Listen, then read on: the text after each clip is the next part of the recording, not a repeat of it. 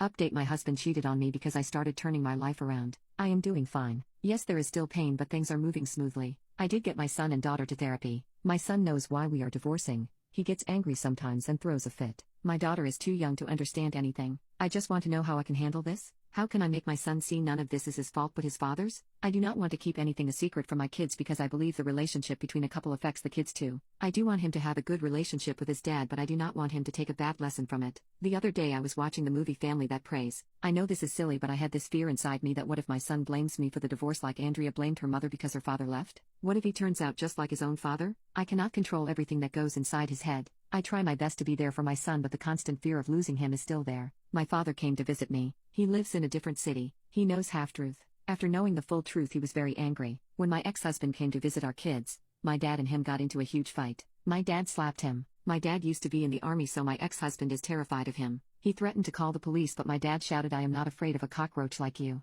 I told my dad not to make things more complicated than it already is. I'm trying my best to keep my daily routine. Sleeping has been tough, but I do not want to depend on pills. On the bright side, I have a lot of free time in my hand. I realize that half of my chores have been reduced. I know kids are messy, but there is a huge relief. I do not have to clean crumbs off the table, or have rings of water droplets on the coffee table, which annoys me a lot. Things and stuff stay at its place. I started to notice, my husband was the one who made half of the mess and I was the one who cleaned it. Last week I went to the theater with my son and daughter to watch Barbie. We were accompanied by my friend who is also a single mom of two. I felt good wearing the replica of the cowboy costume that Margot Robbie wore, my friend's idea. We did have a lot of fun. I am still trying my best to stay afloat.